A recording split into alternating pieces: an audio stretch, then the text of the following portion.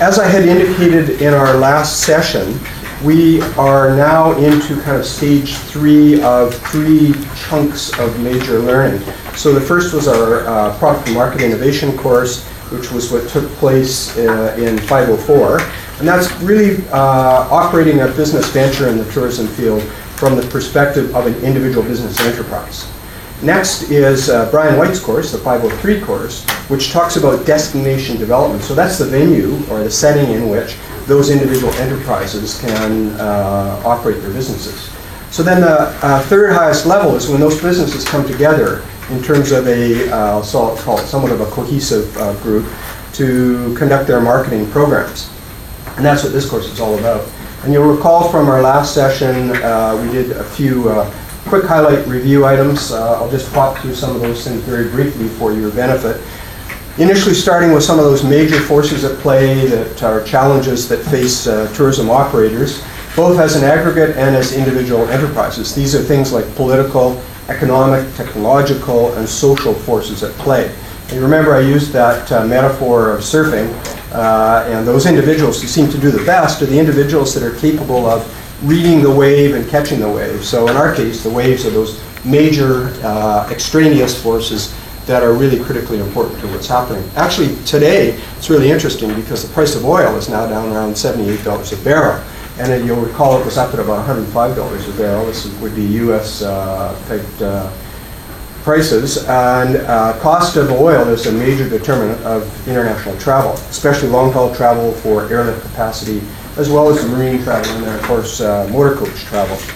So the landscape is changing dramatically. Now, these are my 4 favorite definitions. Anybody want to take a chance? I remember last class, you had a pretty good idea of the definition of economics, right? Efficient allocation, scarce resources, and alternative applications produce intended outcomes. So that's a perfect definition that you can use every day in all walks of your life. How about marketing? Anybody want to take a gamble at definition of marketing?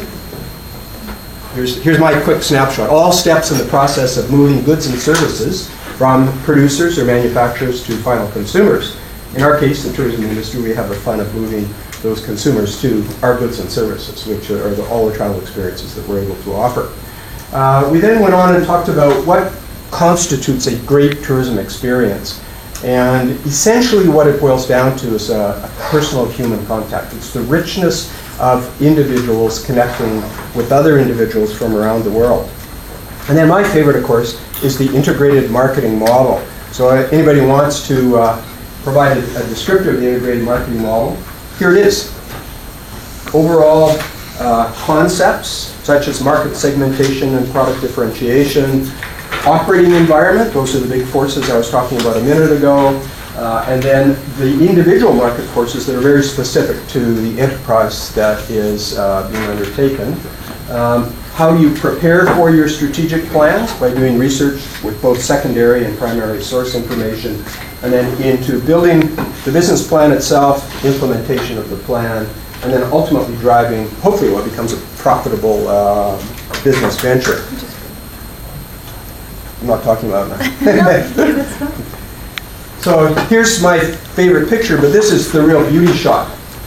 You guys remember how to fill this thing in, right? So the interesting thing is it can be done for an individual business enterprise. So when you're starting your businesses or you're operating or you're working for a corporation, you're able to do this. When it comes to operating a DMO, a destination management or destination marketing organization, what do you think, Tom? Is this an easy thing to achieve or not? Simple. Yeah, simple. I'd say it's impossible, frankly, because all you can do is put together aggregate information. And how are you going to get that information if you don't have confidential data sets for all those individual businesses within the purview of that larger enterprise? However, this, I think, will be an opportunity for you to apply your knowledge base when you go on and you start being involved in your ventures. Jeremy, I bet you could produce this for your business, and you probably do it every day, right? You do an annual plan? Every day. Wow. So do you do an annual plan? Yes. And do you share that with the bank or lending institutions, or use it for your own purposes? All purposes. Yeah. Yeah, and then you've got a way of judging where you're at and how are you progressing. Also, it gives you a feel for kind of market forces up here, right? And so as long as you're keeping track of the market forces, which is what I referred to a few minutes ago, you have that capacity to then judge or anticipate what's likely to come in the not too distant future and then accommodate for it. So those were the 4 big chunks of information that we talked about in the Product and Market Innovation course that then become really useful because they represent a foundational element for operation of the destination management or destination marketing organizations. So we made a few key observations, and here they are. Global forces have totally changed how we do business. We are facing an intense battle for share. We are also experiencing, if I can get this thing to click through, a world that is drowning in a sea of marks, logos, all kinds of identifying brands and or slogans. And in many cases, they don't work. They aren't creating a unique point of difference for whatever that product or service is, vis-a-vis that of other competitive product offerings. And I believe the current system is inefficient. Matter of fact, I don't think there's a system in place at all.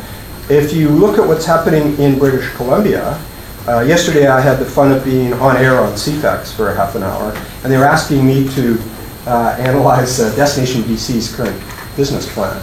And so I observed that there are more than 50 product sectors and almost 50 DMOs just in the province of British Columbia alone.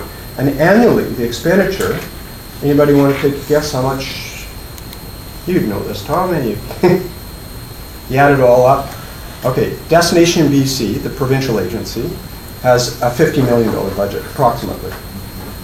And then there are 2% funded communities, and there's about 50 of them. So they add up to about another $28 million. And then you add in the individual sectors, ski, golf, fish, outdoor adventure, guest ranching, cruising. The combination is about $100 million a year spent just in British Columbia alone. And expand that out nationally, and it'd be pretty easy to come up with a $500 million investment. So the question becomes, if you've got 50 sectors, and they're all promoting away, and you've got 50 communities, some large cities, some are regional entities, others are smaller, single-person communities. And they're all competing for the same customer or a similar customer. They're involved in this intense battle for share. And so they also use frequently the same tactics. I call them tactics because they aren't really strategies. They would argue they're strategies, but it's branding. And their idea of branding is, let's put a mark or a slogan on something and hope that it resonates, that it creates an enduring point of difference. So we're going to have the chance to dig a bit further deeply into this and talk about how can we address the inherent inefficiency of a DMO environment so as to create an enduring competitive advantage. And our last lecture is going to talk about taking some of the key concepts from supply chain management, which is a discipline that's been around for probably 100 years, and show how that could potentially be applied to that of the other sectors. So there's sort of the foundational elements for our conversation. These are the 3 critical chunks of our learning for the next 3 weeks. And then we can get into this lecture around legislative structures. So just before I do it, any questions? Monica? No? Susan? No? Josh? No? You guys are a quiet group, eh? Is that because you're being recorded? Okay, so remember I said I was going to try to make this interesting, and I was going to theme the presentations, and it's based on my own personal interests. So last week we used a certain theme to demonstrate what investigation, evaluation, and analysis of information consists of. So if you think of Bloom's taxonomy of learning, this is where you gather knowledge. Nowadays, you don't even have to gather knowledge, you just do Google search and boom, you've got it. The next is to make sure that you comprehend that information that's being collected, then apply it, and then push your way all the way up to the point where you are creating new constructs, sometimes for entirely different fields, to take advantage of that. So I decided what I would do to illustrate it is I would steal from the field of the visual arts. And remember last week we talked about Impressionism and who the Impressionists were, and I showed you the process steps that were involved in determining, based on a painting that was done in 1872, exactly when that painting took place. So you remember this, right? So you get a first impression. So remember the last lecture I talked about a lot of the material that are produced by DMOs are really attractive, beautiful photographs. It doesn't matter what the destination is. It could be tourism Beijing or Shanghai. It could be CNT Air doing it for all of China, or my students in Northern Europe. They all produce beautiful work. The challenge is digging deeper to try to find out what is truly meaningful about it. So I use this as an analogy to be able to show how research was done to determine exactly to the nearest minute that that painting was created by Monet in 1872. Now remember, it was used, or the analysis was used to determine the painting took place on the 3rd floor, and it was of this particular scene, and it was at 7:35 a.m. as the sun rose. And it was astronomy and weather that enabled that kind of an analysis. So this is taking knowledge from a different field and applying it to what appears to be a completely extraneous or irrelevant field, and that would be the field of visual arts. So today, my favorite subject of painting. Anybody want to guess what it would be? So I have to tell you a little story. I'm 20 years old. I'm wandering around London before I ended up getting a job driving Mercedes from Munich to Tehran and then going through the deserts and to North Africa. I was doing the typical student thing. So as I was wandering through London, I stumbled upon a free art gallery. David, you know this, the Tate Art Gallery, right? Went to last week. Yeah. So I walked into the Tate Art Gallery. Now I was a student of psychology, of commerce, and I had no knowledge of fine art. So I wandered into the Tate, and I noticed some incredible paintings.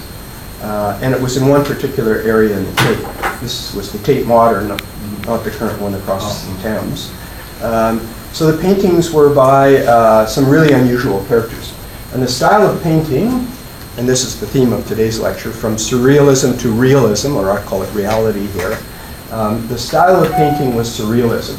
So it's how do we look deeper than those first impressions or those surface impressions. So here are some of my favorite artists that have had a huge impact on myself. So this is kind of a weird painting, done in the 1920s. I don't know if anybody could guess who the artist is. Yeah, fantastic. You get the highest mark in the class. Because you're first to sit at this table, plus you know who it is. René Magritte, he's a Belgian artist. The field of surrealism is a really interesting field because what they do is they take completely objects that are without or in their normal context. So like take a look at this, an apple that's so large it completely fills the room. So if you dig deeper, what they're talking about or what they're trying to communicate through the visual arts is the world of dreams and imagination, and then applying that to the world of reality. So you get these really interesting concepts or interesting applications. But you can dig even deeper, just as I did with the analysis of Impressionism, and you can take a look at my favorite painter. By the way, this is his wife. Her name is Gala. Yeah. You got? Have any of you seen this? You've seen Dali? Yeah, this painting is in New York City in the Metropolitan. Just unbelievable painting. And it's got a richness and a vividness of quality. But there's more to it in terms of looking at his art than you would think. This is what he's most famous for, right? It was sort of the time is a mutable object. And interestingly, in the field of science, we tend to think of time as a fixed. It is not fixed, actually. It is movable. And that is what has contributed a lot to Einstein's theories. So if we dig a little bit deeper, you can see here's kind of the fantasy of the dream world, all kinds of activities happening that Dalí has created, a Spanish painter from basically 1920s through to the early 1960s. Now here's an interesting one. Can you make out, here's the image, can you see here is face, arms, body, and the same thing on this side. See, it looks like a Spaniard playing a guitar. Now Dalí had a style of painting he called the paranoid critical method of painting. And that's because in the field of psychology, the field of paranoia was being examined, and it recognized that individuals who are suffering from paranoia could often have delusions or see multiple images. So Dali carried this even further. And here's a painting called The Great Paranoid. Now it looks like an individual under tremendous stress. And here's, step back, it's the nose. This is the body. Here's the arms, the head, the leg. Can you see that? So this is multiple images within images. Now this is what affected me when I walked into the Tate Art Gallery. And I went, wow, this is unbelievable what this artist has created. So the big question is, what in the world has this got to do with tourism? Anybody want to answer the question? Vacations? Sorry? Josh? Like the package for and make it beautiful. Totally. You're absolutely right. Josh said that the responsibility of the DMO manager is to make everything look fantastic, right? All the time.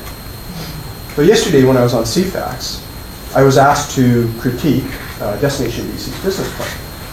And unfortunately, the host put me on the spot, and he said, on a scale of 1 to 10, 10 being perfect, 1 being terrible, what would you rate this?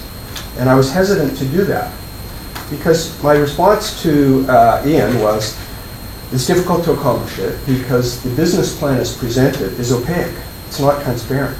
There's not enough supporting evidence to be able to properly analyze it and give it a score. So this is just like painting. Let's dig deeper and look underneath the surface. It's like looking at a beautiful sports car and saying, wow, look at that, it's shiny, it's got a wonderful shape and everything. It's not until you lift the hood and you discover it's got an old Volkswagen engine sitting in it, or it really isn't what it purports to be. So this caught my attention in the Times Colonist a few days ago. Tourism Victoria marketing campaigns are paying off, a survey says. And they talk about economic impacts of $4.7 million. So the big question becomes, how do we arrive at that data? So what they did was they hired a company called Insignia Marketing Research.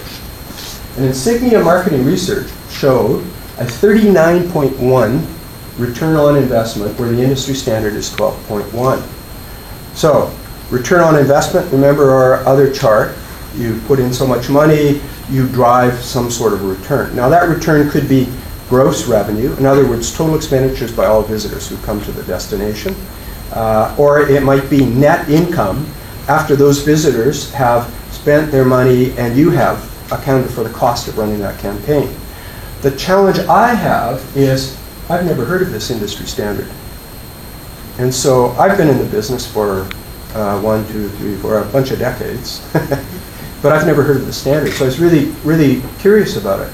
So I decided, let's dig deeper, kind of like they're analyzing Monet's painting and trying to determine when did it take place. I thought, well, let's take a little bit deeper look. So in taking a closer look, I said, well, let's go straight to Insignia and find out what does Insignia say about their research methodology. Now, I'm not disputing the veracity of the information that's being provided, because in actual fact, it could be 100% accurate. What I'm questioning is what was the methodology that was adopted to accomplish these kinds of outcomes. And so when you take a look at what they do, they're a boutique market research firm focused on delivering best practice research, knowledge, and strategies. Over 20 years, we've worked with retail and consumer products, etc. So here's a category that they're involved in. Looks really good, huh? Our expertise, how we do it, Insignia. So I went into how do we do it, which is digging deeper. And when you take a closer look at how they did it, this is what they say. So this is being totally forthcoming. We take a practical approach to designing and conducting research. Well, wouldn't everybody say that? We take a completely impractical approach and we have irrelevant information. Nobody would ever say that. It's like Josh pointed out, present only the most attractive information. We see research as a needed step in the evolution of developing enhanced marketing strategies and consumer campaigns. We execute it with the goal of achieving clients' objectives and uncovering insightful strategic recommendations. This is all motherhood. The problem is there's not enough evidence to determine exactly how do they do it. So it looks like they do two things: quantitative surveying, which is large sample sizes, and focus groups. Now we know from our past course material that focus groups have inherent biases. They're very good for creativity, ideation, getting a sort of a reality check with the work that you're doing. You could use it for advertising campaigns, advertising slogans. You could do it for product development. But the problem is, if you only have 10 people in the room or 12 people, you run the risk of having 12 individuals who do not properly reflect what your target market is going to be. So you could get completely inaccurate information. So I thought, well, they were using industry standards, and I didn't think focus groups was it, so quantitative surveying. So let's dig a little bit deeper, just like we were doing with Monet, or we're looking at Dali's style of painting. And here's what they have to say about quantitative surveying. We have designed, conducted, and analyzed hundreds of quantitative-based survey projects. We are experts in crafting survey questions and developing sampling plans. Still, I'm not getting the right information. All they're doing is saying, this is what we're really good at. So it's very hard to determine, was that an accurate piece of research that was done or not? But remember our other material, we talked about what constitutes validity and in terms of, or what constitutes true scientific principle. So remember the two things, reliability and validity? Anybody want to hazard, what's validity? Who do I pinpoint here? Ben, you want to? No, not really. Okay, so when you have a valid research undertaking, you actually measure what you purport to be measuring. It sounds like a simple concept, but often it's missed. So anybody want to try reliability? Monica? Sorry? Drugs. I can't. No, No, I don't want to do it? Nada. Yeah, Tom. When you do the same thing over and over again and you get the same results? Totally. As long as you follow the same protocols, right? Helena, you got that? So as long as you're following the same protocols, you will get the same results. So still, we haven't answered the question of what was the methodology that was adopted in this process? How big was the sample size? So let's say that we're doing a research undertaking with visitors from, I don't know, Taipei. And we want to know of those visitors from Taipei, how many of them are positively influenced by our advertising message. So if we know annually we have 50,000 visitors from Taiwan, let's make it Taiwan, and we do a sample size of only 20 people, 20 people relative to 50,000 visitors would be such a small sample size that it is not likely to be reflective of what everybody says. So it's lacking reliability. And if you ask the wrong questions, it will lack validity. So I'm still having trouble trying to figure out that information that was being provided. Now, it got some pretty good play. If you take a look at the websites from Tourism Victoria. And I was going to load this up and maybe we could take a look at their websites and see how their research stats are being produced. So why am I showing this to you guys? Remember what the final assignment is? You remember what the first individual assignment will be. I am the newly appointed Minister of Tourism. I'm not sure if my destination management or marketing organization is doing a good job, and I would like you to do an assessment of that organization. And so the first thing that you do is you look at my printed materials and the television ads I've created. And you go, wow, this is fantastic. Look at those beautiful photographs. And look at those people in the pictures having fun. So they must be doing a good job. And look at the stats. They're getting not a 12.1 return on investment, they're getting a 39.1 return on investment, or even greater. Wow. Case finished. So the reason I'm showing this to you is I want you to look under the hood, look deeper into the painting, question it, and question everything that you're seeing as you go through that process. So the first step that we'll be able to help you with is your response to the request for proposals, the RFP. And if you've got the right parameters and you're looking for the right types of information and you've identified that, then you're much more likely to produce a more detailed and thorough examination of the subject matter at hand. So I looked at Tourism Victoria's awards, I looked at their information, and I found that I was not able to answer my principal question.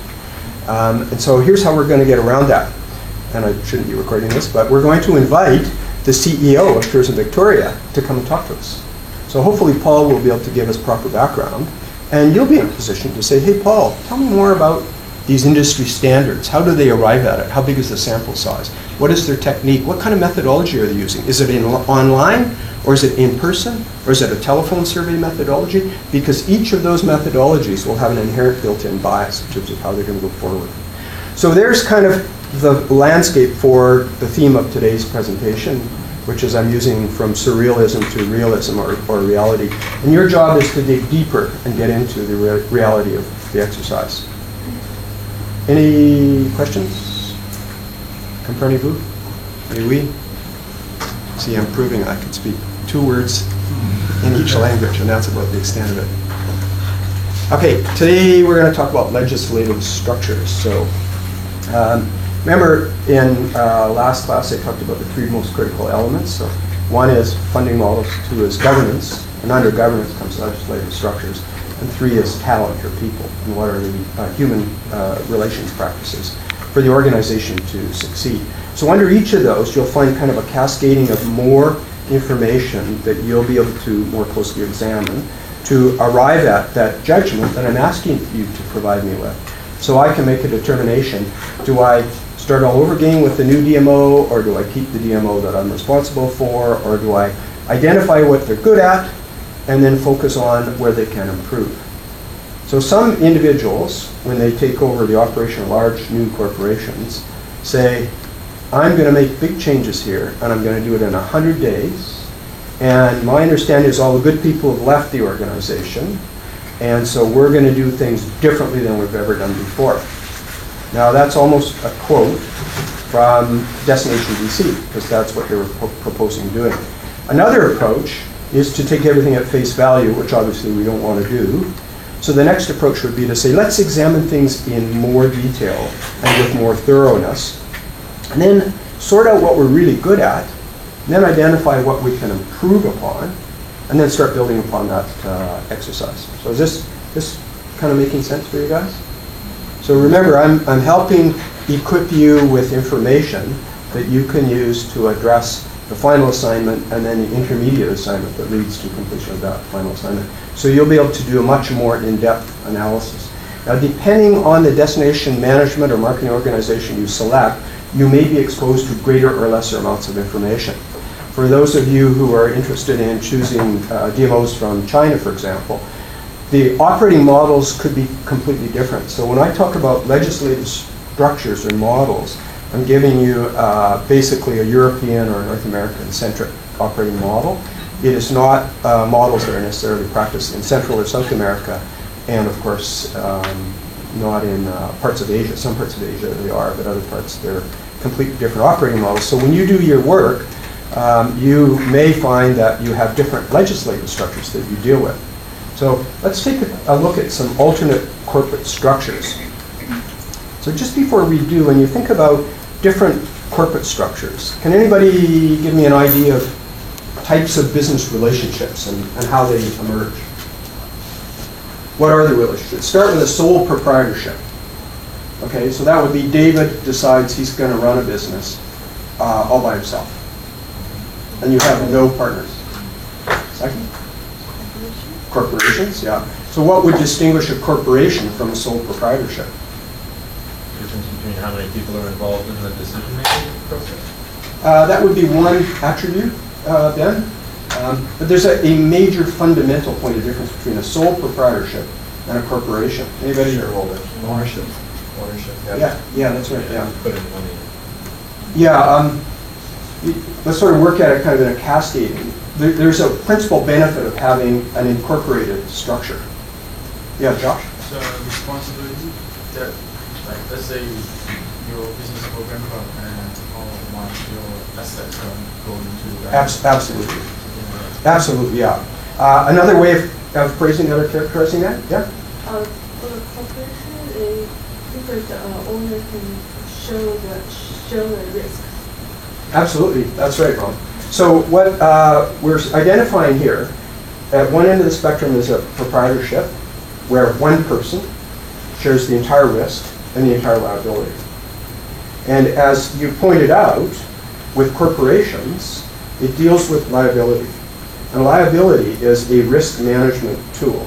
And so with corporations, like you've said, you can share the risk. In other words, protect yourself as an individual so that when somebody decides to bring legal action, they're not able to bring legal action against you unless you are conducting criminal offenses. That's a whole different ballgame. But when you are incorporated, Jeremy, I don't know, is your business an incorporated business? No. No? It's a partnership. Do you want to talk a little bit about what a partnership is? Because now it's somewhere in between. Probably the wrong week to ask that. I'd rather be a sole proprietor.